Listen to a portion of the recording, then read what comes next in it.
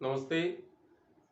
आप सभी का स्वागत है। आज हमें कबीर के विषय में चर्चा करने के लिए आपके सामने उपस्थित हैं। कक्षा 11 की हिंदी अनिवार्य और हिंदी साहित्य दोनों ही प्रकार के विद्यार्थियों के लिए यह वीडियो काम में आएगा। 11 में पढ़ने वाले तो चारों फैकल्टीज के स्टूडेंट्स जैसे arts, commerce, science and agriculture science सभी के काम आएगा और हिंदी साहित्य पढ़ने वाले बच्चों के भी ये काम में आने लायक है। देखें कि कबीर अपने आप में कबीर है। कबीर के लिए नामवर सिंह ने कहा है कि कबीर नापैद है। नापैद, और नापैद का अर्थ होता है ना पैदा होने वाला, कि उसके जैसा ना पहले कभी पैदा हुआ था और ना बाद में ही कोई पैदा हुआ है और ना ही कभी कोई इसकी उम्मीद है। तो कबीर पर बात करने के लिए, हालांकि ये बोर्ड नहीं, ये पूरा जीवन छोटा पड़ जाए ऐसी उन्होंने जो कुछ लिखा, जो कुछ कहा वो इस प्रकार का है कि एक जीवन शायद उनके लिए छोटा पड़ जाए, लेकिन काम बहुत सारे लोगों के द्वारा किया गया। आचार्य रामचंद्र शुक्ल, लेकिन आचार्य हजारी प्रसाद द्विवेदी के द्वारा और कबीर पर जो कार्य किया गया वो अद्वितीय है, अनुपम है। कबीर को हम और कक्षा 3 से लेकर एमए तक, पीएचडी, एमफिल तक लगातार पढ़ते हैं। इसका जो श्रेय है वो अधिकांश श्रेय और आचार्य हजारी प्रसाद द्विवेदी को दिया जाता है। कबीर पर उनका सबसे महत्वपूर्ण कार्य है। आप यदि चाहें तो हजारी प्रसाद द्विवेदी के द्वारा लिखा ग्रंथ कबीर भी पढ़ सकते हैं। देखें कि कबीर यूं ही कोई कबीर नहीं हो जाता। देखिए, जन्म है इनका 1398 ईस्वी में काशी में, जिसे बनारस भी कहते हैं, और निधन इनका होता है 1518 ईस्वी में मगहर में। ऐसा माना जाता था उस समय कि काशी में जन्म भले ही कहीं भी हो गया, लेकिन यदि मृत्यु के समय वह काशी में आ जाता है तो वह सीधा मोक्ष को प्राप्त होता है, सीधा स्वर्ग में जाता है अथवा सीधा जन्नत में जाता है। लेकिन कबीर ताउम्र तमाम जिंदगी उन्होंने काशी में बिताई, लेकिन जब अंतिम समय निकट आया तो वे काशी का परित्याग कर मगहर में आ गए। कहा जाता था कि मगहर में मरने वालों को नरक या जहन्नुम मिलता है, लेकिन वो परंपराओं, रूढ़ियों, अंधविश्वासों के कट्टर विरोधी हुआ करते थे और उन्होंने पूरी उम्र अपने इस कट्टरता को, अपने इस विरोध को और निभाया भी। इसीलिए आज 1518 ईस्वी में दिवंगत हो चुके कबीर का हम यहाँ जिक्र कर रहे हैं। इनकी माता का नाम नीमा था। बताया ऐसा जाता है कि इनका जन्म कहाँ हुआ, कब हुआ, किसी को नहीं पता, लेकिन काशी के या बनारस के लहर तारा तालाब के पास, और सुबह सुबह एक जुलाहा दंपति का अर्थ होता है पति पत्नी, और जुलाहा एक जाति जो कपड़े इत्यादि का, कंबल, दरी, चादर इत्यादि बुनने का कार्य करते थे। तो ये जुलाहा दंपति नीरू और नीमा लहर तारा तालाब पर जाते हैं और उनकी सीढ़ियों पर उन्हें कबीर मिलते हैं।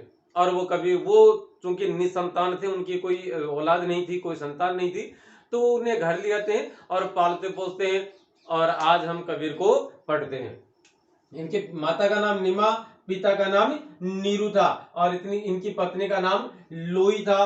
पुत्र कमाल और पुत्री कमाली के नाम से अभिहित किए जाते हैं। गुरु का नाम, हिंदू लोग मानते हैं कि कबीर के गुरु का नाम रामानंद था, जबकि मुस्लिम लोग मानते हैं कि कबीर फकीर शेख तकी कबीर के गुरु थे।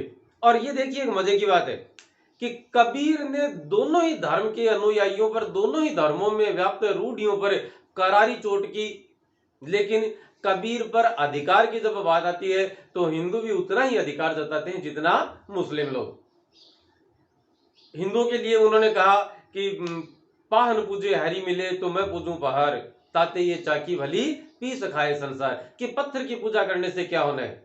यदि पत्थर की पूजा करने से ही हरि भगवान मिलते तो मैं इस पहाड़ को पूज लेता, लेकिन उससे ज्यादा महत्वपूर्ण यह चाकी है, यह चक्की है, जिसके माध्यम से अनाज को पीस कर और लोग आटा बनाकर उसे खाते हैं।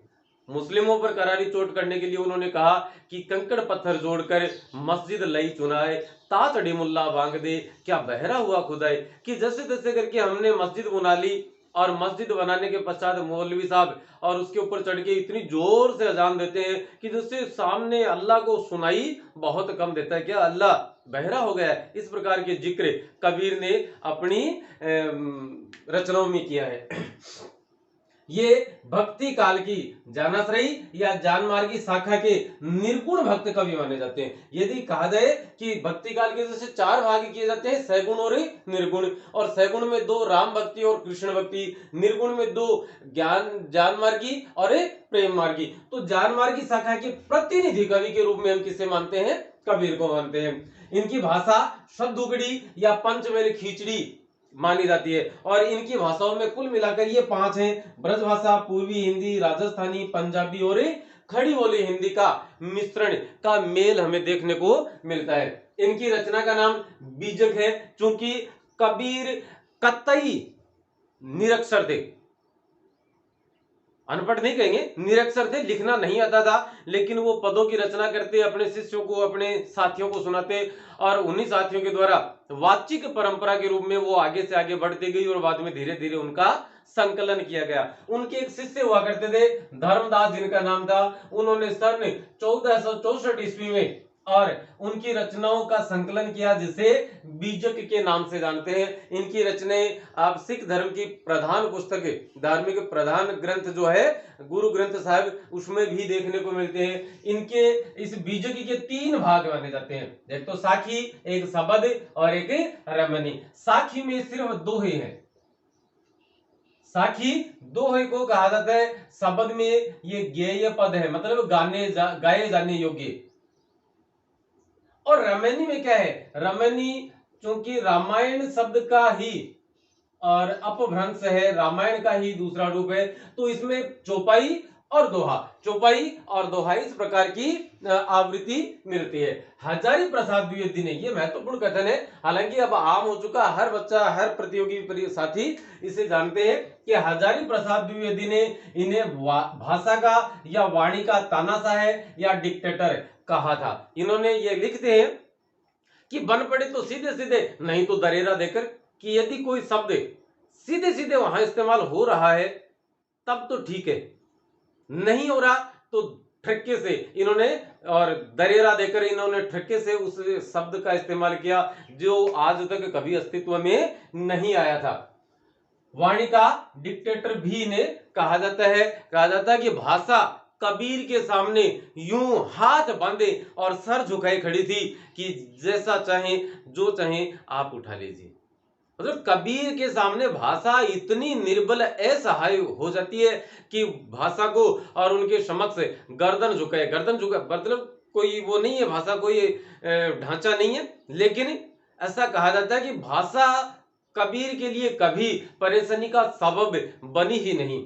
और समाज, इन्होंने किया क्या था? समाज में व्याप्त अंधविश्वास, रूढ़िवादी परंपराओं पर अपनी रचनाओं के माध्यम से करारी चोट की थी। करारी का मतलब सुबह दिन के पहले अपना राजस्थान का जगह चूरू झुंझुनू सिक्कर का लोग इन पर ज्यादा जानी चीज ने दिनों के पहले, और घना दीनो व गाय को या भैंस को, और चोको जमाइडो दही और आईडी व पीली मलाई, तो सर्दा को टेम रात ने घर का बना के छोटे बाजरे की रोटी रापा दिन ये दुनीवाड़ की भी ऊपर तप्पा अरबी का हो जाए खीरा, और वह खीरा का बाजरे की मेला पर रोटी बाव जाए निवाई फेर दे अथा को रगड़ को, और चूरमो बना के दही मिला के खा लेवा, बुत बन को चूरमो निवाई करके थोड़ी थोड़ी गर्म, निवाई को तो थोड़ी थोड़ी गर्म।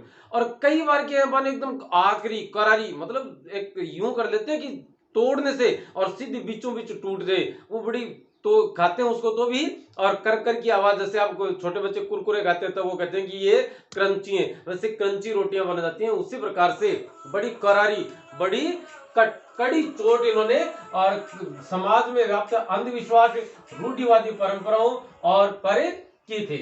ये कबीर का होना अपने आप में सार्थक बनाता है। कबीर यूं ही नहीं हुआ जाता।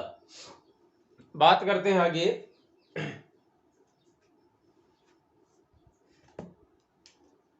कबीर सुखिया, कबीर कहते हैं कि संसार में सब सुखी हैं, दुखी तो बस मैं एक हूं, क्योंकि मैं इन रूढ़िवादी परंपराओं पर उंगली उठाता हूं कि सुखिया सब संसार है, खाए और सोए, दुखिया दास कबीर है, जागे अरु रोए। और इसके अलावा कबीर कहते हैं कि हमें अपनी जिंदगी में किसी भी प्रकार की दुश्मनी पालने की आवश्यकता नहीं है। जैसे कबीरा खड़ा बाजार में सबकी मांगे खैर, ना काहू से दोस्ती ना काहू से बैर, कि सबकी खैर, मैं सबकी कुशल कामना करता हूं, ना मेरा किसी से झगड़ा है, कोई दोस्त दुश्मनी है या शत्रुता है, और ना ही किसी से दोस्ती है। बस मैं सबकी यूं ही अपने सीधे भाव में और उनकी खैर मांगता हूं, उनकी कुशल कामना करता हूं। तो दोस्तों, कक्षा 11 के बच्चे हिंदी साहित्य और हिंदी अनिवार्य पढ़ने वाले अपने होमवर्क की कॉपी में इन्हें नोट कर लेवे और अपने गुरुजनों को चेक करवाएं। अगला वीडियो हमें कक्षा 11 के और जो कबीर के पद और कबीर के दोहे साखी शब्द हैं उन पर लेकर आएंगे। तब तक के लिए अनुमति देवें। शुक्रिया, धन्यवाद।